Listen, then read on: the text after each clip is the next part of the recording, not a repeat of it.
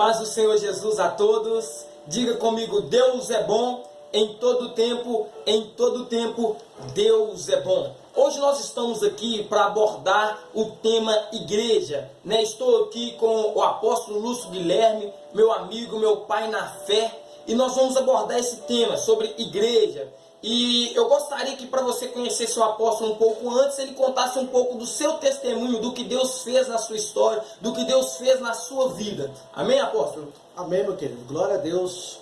Desde já agradeço a oportunidade. Cumprimento a amada igreja com a paz do Senhor Jesus Cristo.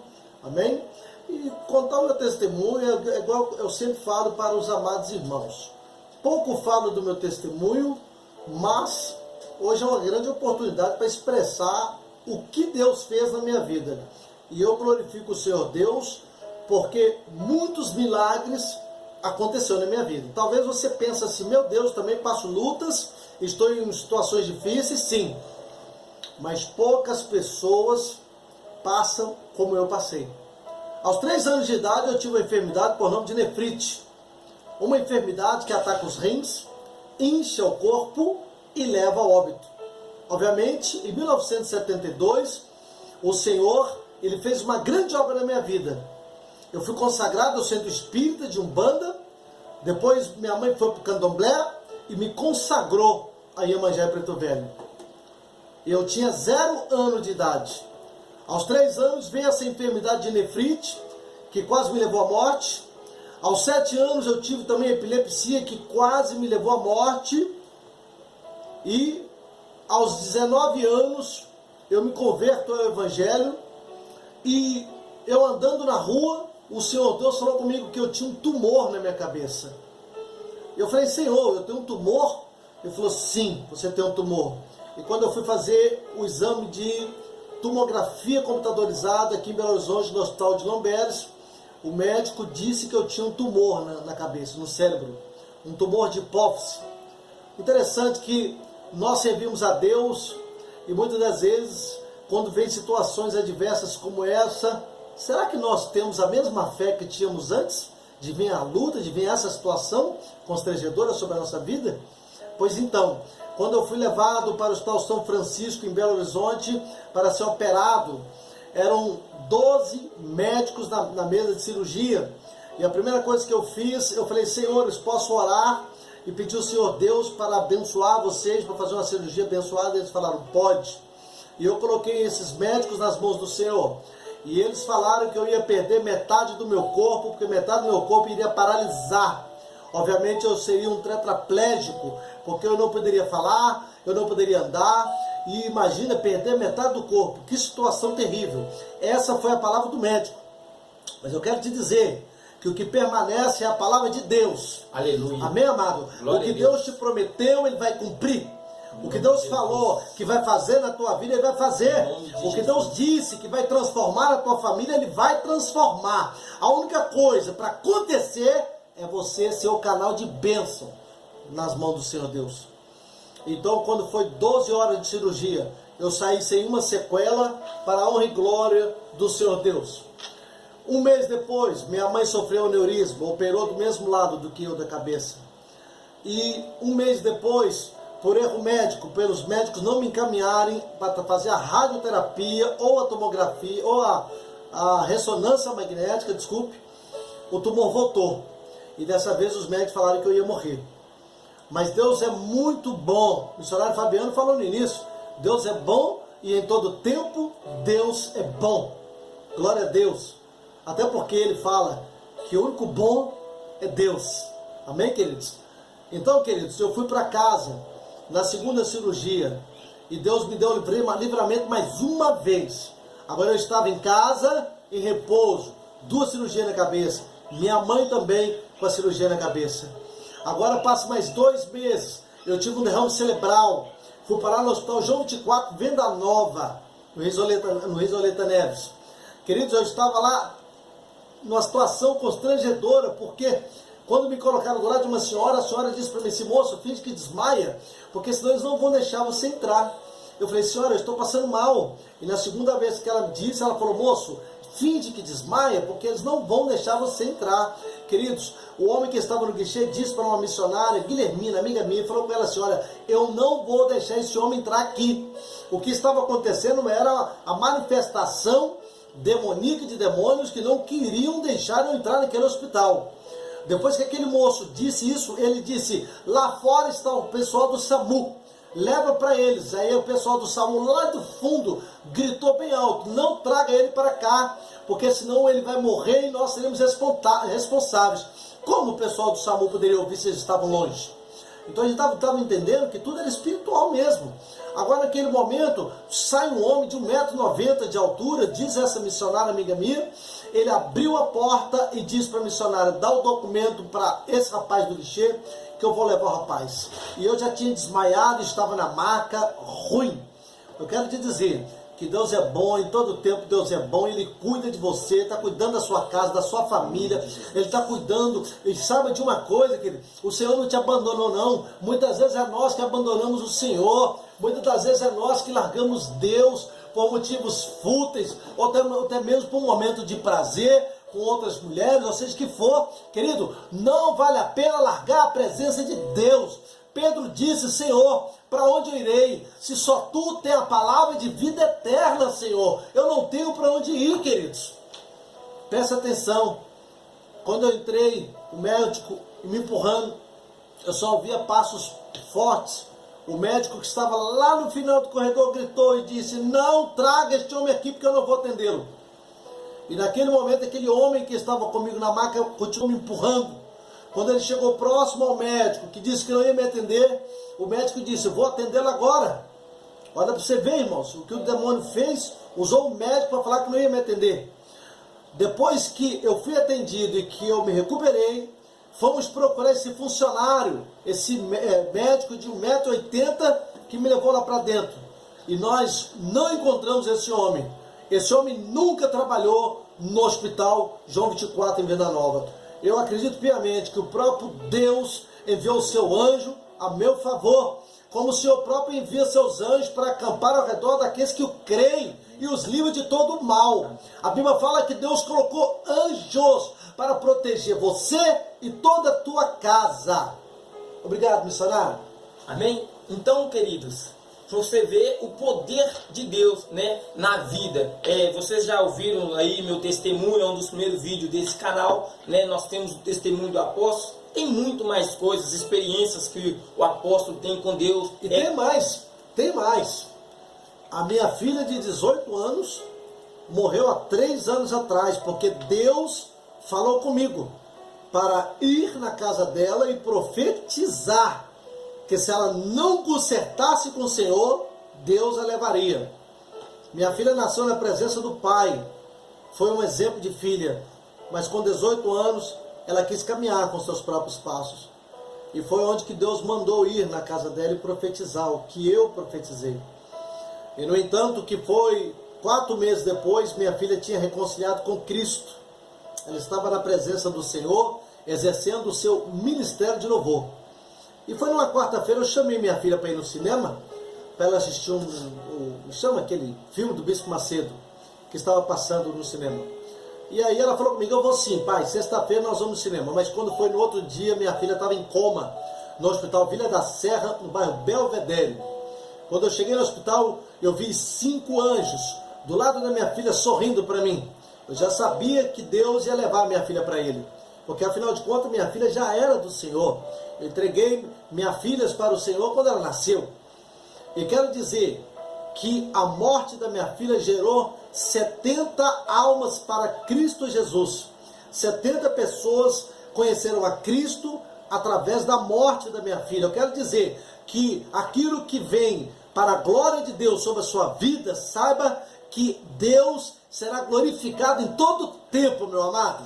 Seja uma enfermidade, seja uma doença, seja uma perca de um filho, de uma filha, um esposo, a esposa, um primo, uma prima, um sobrinho, um genro, uma nora, não importa. Deus, ele é honrado. Quando um justo morre aqui na terra, há festa no céu, amado. Glória a Deus. O apóstolo Paulo dizia, né, que viver para ele é Cristo e o morrer para ele é lucro. A morte hoje é uma preocupação que as pessoas têm. Nós cristãos não deveríamos ter essa preocupação, porque o cristão ele sabe para onde ele vai. Mas não é bem esse o tema, né? Mas foi bom o apóstolo relembrar, foi um momento de muita tristeza, né? Eu nunca contemplei até hoje um velório onde tinha muitos jovens, né? Um velório com um número de pessoas muito grande, né? Mas não é sobre isso que nós vamos falar. Então o tema hoje é igreja, né? E hoje nós vemos, apóstolo, que o número de igreja ele tem se expandido, principalmente na nação brasileira, principalmente no mundo.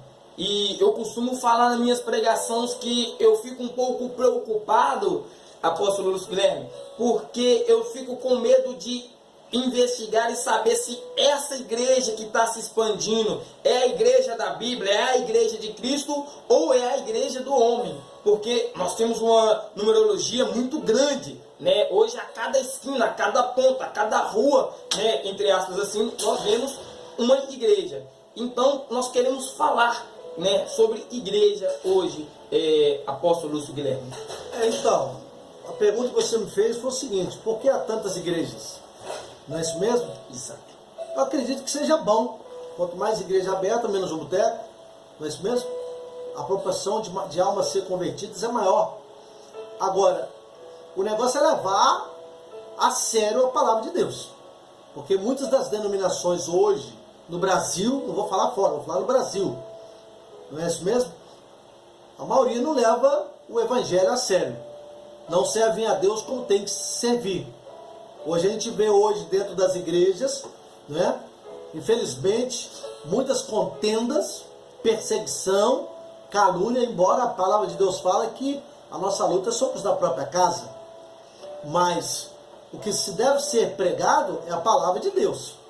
É o evangelho de Cristo que deve ser pregado. Agora, se eu não amo meu irmão, eu não cumpro o evangelho. Até porque a igreja sou eu, não o templo. Não o templo da Assembleia, o templo da Deus e Amor, da Batista, não. Eu sou a igreja de Cristo.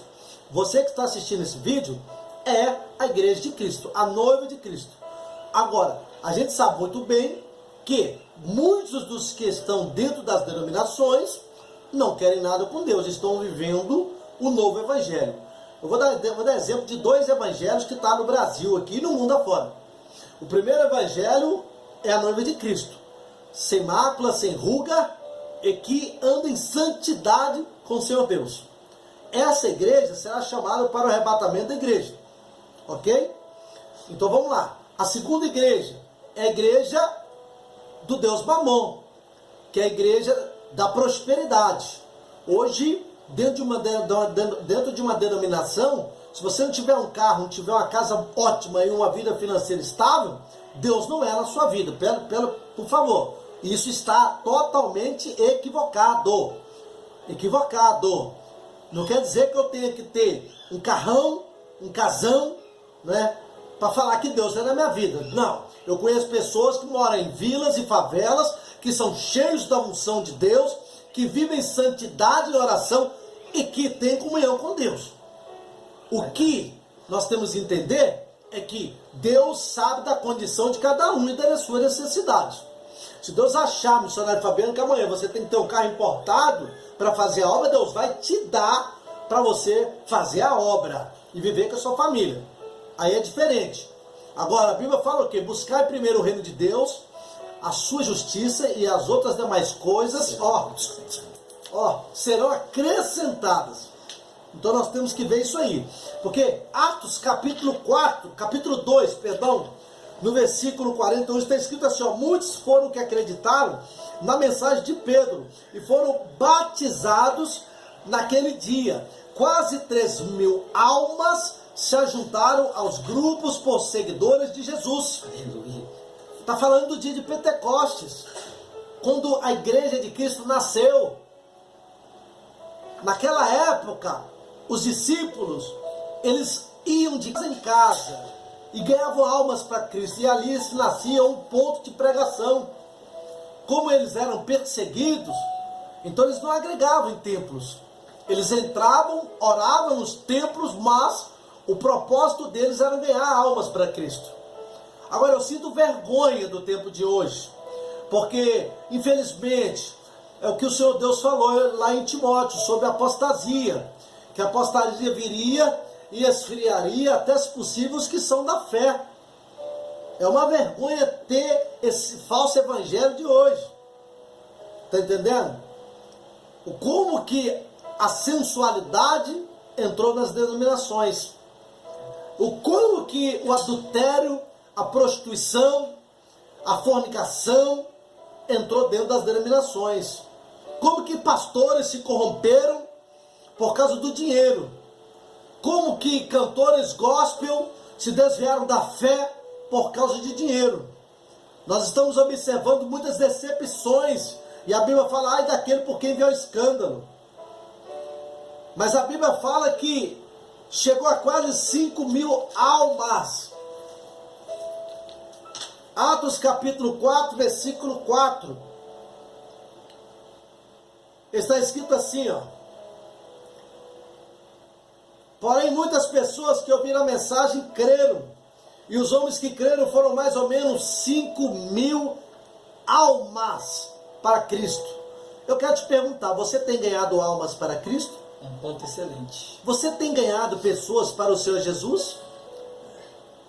O apóstolo, eu não tenho ganhado almas para Jesus, então você não vai entrar no céu. Mas que é isso, apóstolo? Para mim entrar no céu tem que ganhar almas para Cristo? Tem. Você precisa, nós somos chamados para 2 motivos. Sermos salvos e sermos ganhadores de almas. Você viu o que o Senhor falou sobre a parábola dos talentos? Eu estou falando sobre isso. Se você recebe o talento de Deus em terra, Deus vai te cobrar.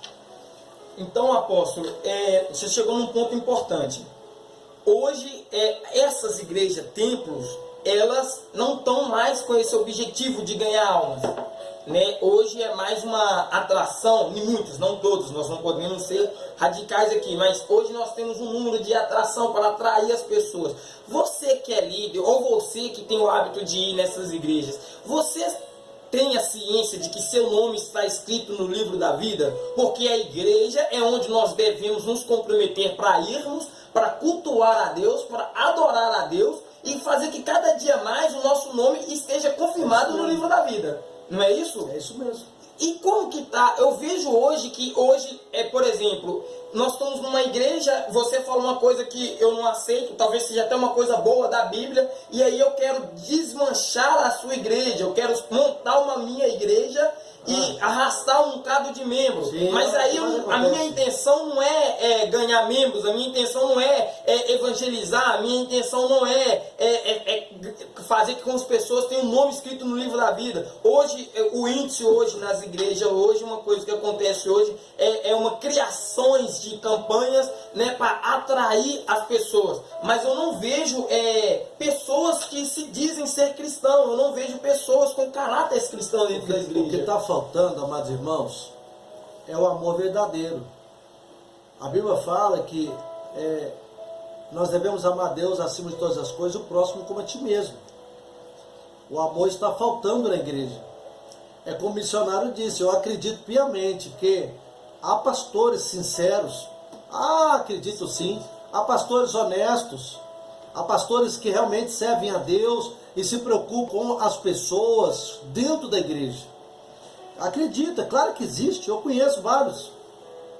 E nós não podemos generalizar, não é isso mesmo? O falso policial, do policial honesto, não é isso mesmo? Do falso médico, do médico honesto, do falso pastor, do pastor honesto, do falso padre, do padre honesto, jamais. Jamais. Mas a igreja cristã brasileira precisa tomar uma atitude. Ontem nós estávamos no monte, eu missionário e o apóstolo Kennedy. Nós estivemos no monte, é um monte que tem próximo da minha casa, no bairro Monte Azul. E é um bairro que você, quando sobe para orar, você vê demônio assim, a olho nu. E ontem nós estávamos orando, a primeira coisa que veio foi uma aranha, bem preta.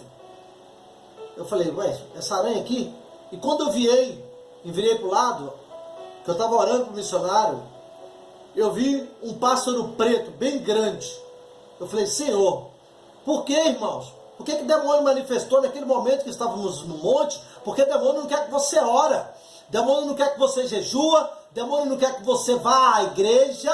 Demônio não quer que você obedeça a sua liderança. Demônio não quer que você seja dizimista no altar do Senhor. Não quer que você seja ofertante. Não, não. Ele quer ver a sua desgraça.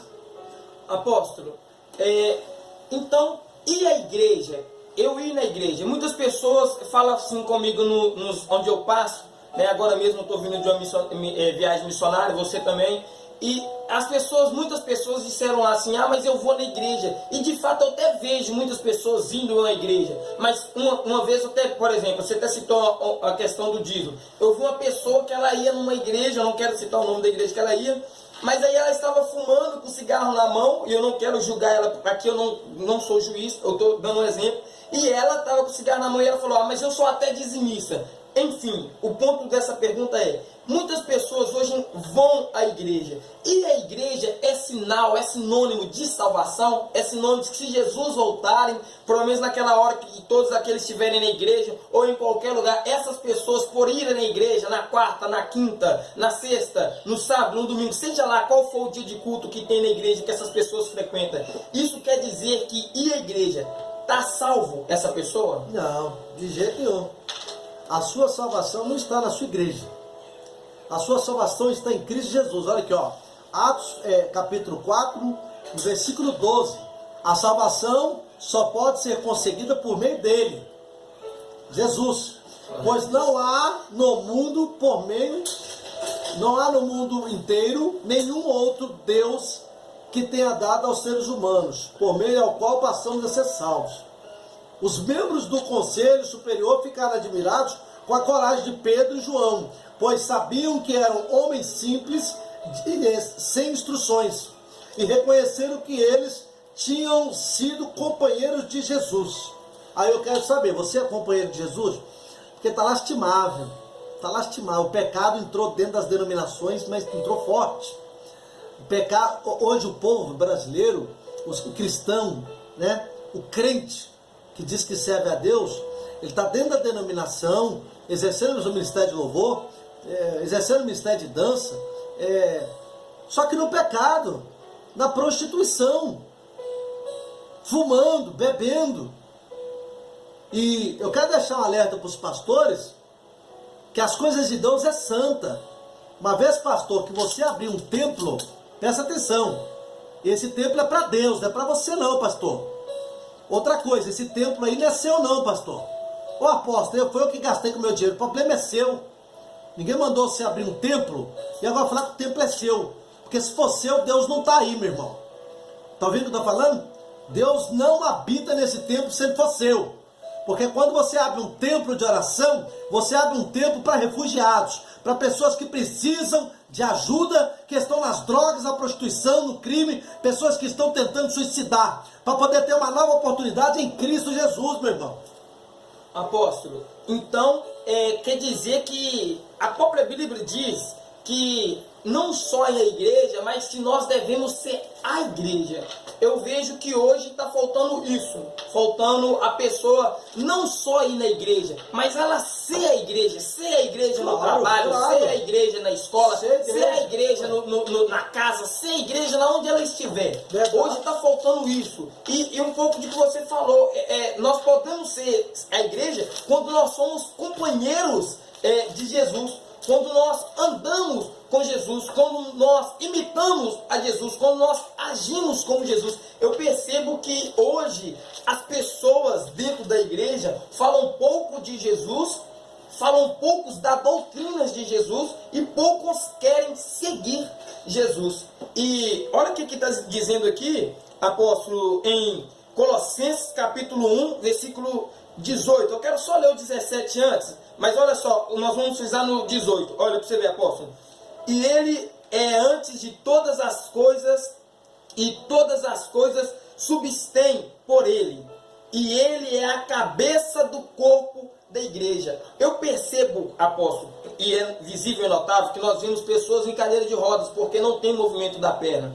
Nós vemos pessoas sem braços, Porque um corpo vive sem um braço, vive sem uma perna. Eu vejo pessoas cegas, eu vejo pessoas surdas, eu vejo pessoas com corpos com deficiência. O corpo pode ter essa deficiência, e o corpo tem, nosso corpo tem. Nós vemos muito corpos com deficiência, mas nós nunca vamos ver um corpo sem a cabeça. E o que eu vejo hoje dentro da igreja é isso.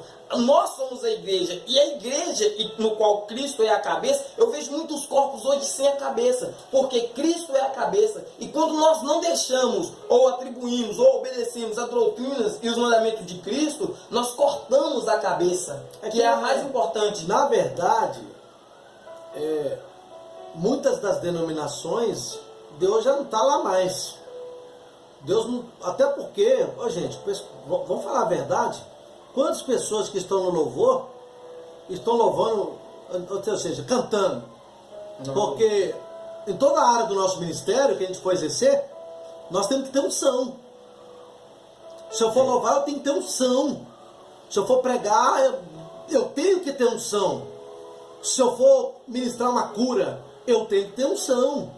Sabe por quê? Porque cantar lá no mundo, todo mundo canta. Agora, você que tem ministério louvor, sobe na igreja para poder louvar, mas não flui nada, e olha que o louvor liberta, diz a palavra. E aí, como é que vai fazer? Mas porque as pessoas estão vivendo de qualquer maneira. Nós não estamos fazendo esse vídeo aqui para acusar, para jogar na cara, não. Esse vídeo serve como um despertar para a sua vida ministerial. Porque nós precisamos. Olha o que o Senhor falou assim, olha, o Senhor Jesus disse no Evangelho de João 14, versículo 1, não fiquem aflitos, creem em Deus e creem também em mim. Na casa de meu Pai há muitas moradas. Essa morada é para você. O Senhor está preparando uma morada, é para você, para o seu irmão, para o seu pai. E muitas vezes você pergunta, por que eu não estou ganhando minha família? Porque você não está na presença de Deus como quer. Ô apóstolo, você está errado. Não estou. Vou te mostrar por quê. Porque a minha família é do interior de Minas. Eu fiquei 4 anos em jejum, em oração, orando para minha família. Quando eu cheguei na minha cidade, 60% da minha família já tinha entregado a vida para Cristo. Você está entendendo? Você ganha a sua família aqui, ó, no silêncio, através do seu testemunho. Amém? Nós já estamos encerrando. Eu quero deixar um conselho meu para você, se é que eu posso fazer isso, e nós vamos fazer uma oração aqui também. E eu quero que o apóstolo também deixe um conselho. O meu conselho para você, não vá à igreja. Vá à igreja e seja a igreja, porque só ir à igreja não te faz você uma pessoa salva, não te faz você um cristão. Meu segundo conselho para você, pega o livro, a palavra de Deus, leia a Bíblia, para que você não fique enganado por coisas que estão fazendo dentro de essas igrejas, né? E o meu último conselho, terceiro e último conselho, busque a presença do Espírito Santo de Deus na sua vida, né? Nós vamos falar num próximo vídeo sobre a importância do Espírito Santo de Deus na nossa vida, né? Baseado também um pouco no livro de Atos que a gente leu aqui, né? Nós vamos falar no próximo vídeo, né? E já para encerrar aqui a minha oportunidade antes da oração, eu quero falar com você. Se você tiver alguma dúvida, alguma pergunta, quiser que a gente fale sobre algum tema que você tem curiosidade, deixa aí, né, nos comentários desse vídeo aí embaixo, né, para que nós possamos poder te ajudar através do Espírito Santo de Deus, né? E procure ganhar almas, procure falar de Jesus para as pessoas da sua casa, para as pessoas da sua família, para o seu vizinho, na sua rua, no seu bairro, até mesmo dentro do seu trabalho na escola, tá bom? Apóstolo, com a palavra. Um grande abraço para vocês. É o que o missionário falou. Nós somos a igreja de Cristo, a noiva de Cristo. E muitas vezes tem pessoas que está congregando uma igreja e saem, ficam 1 mês, 2 meses parados, porque ainda está orando a Deus para poder Deus abrir uma porta a uma nova denominação, e muitas vezes a pessoa se sente desviado. Mas não é assim. Nós que temos comunhão com Cristo dentro do templo, temos que ter comunhão com Cristo aqui fora. Viu? O templo é para adorar a Deus. aqui fora é nossa conduta de vida. Deus abençoe os amados irmãos, tá? Um grande abraço. Não fica desmotivado não, tá? Você que está afastado, né? Volte a orar, já é um início, já é um começo, né, apóstolo? Já é um início, já é um começo. Volte a orar. Você que vai ver esse vídeo por acaso, está afastado, não está na igreja, se decepcionou com o homem dentro da igreja, procura que o seu foco seja Jesus, né? Para que você não venha se decepcionar com o homem, porque o homem vai nos decepcionar sempre. Amém? Vamos estar orando por você, eu junto com meu amigo, meu pai na fé, o apóstolo Lúcio Guilherme, e nós vamos em breve estar fazendo um novo vídeo, né, com novos temas. Será que eu posso fazer um apelo aqui? Em nome de Jesus. Amém, querido? Você que porventura é afastado do Evangelho, você porventura que ainda não conhece a Cristo, e você sentiu a presença de Deus através dessa mensagem, e se você quiser entregar a sua vida para Cristo Jesus, repete essa oração: Senhor Jesus, eu entrego a minha vida nas tuas mãos. Senhor Jesus, escreve meu nome no livro da vida e quebra agora toda maldição contra a minha vida, Senhor. A partir de hoje, eu serei tua serva, serei teu servo, Senhor. E somente agora eu servirei a ti, em nome de Jesus. Amém? Que a oração da fé te salva. Romanos 10:9. Deus te abençoe. Amém? Um grande abraço. Deus, em nome de Jesus, Pai, Amém, abençoa a vida dessas pessoas que estão assistindo, das pessoas que estão ouvindo. Alcance essas pessoas, meu Pai. Desperta essas pessoas. Traga mudança, traga restauração, traga um renovo. Meu Pai, que toda entidade maligna caia por terra nesta hora. Repreenda sim o mal, Pai, sobre essa vida, nesse lar, nessa casa. A contenda, a inveja, a perseguição. Meu Pai, em nome de Jesus Cristo, obras que foram feitas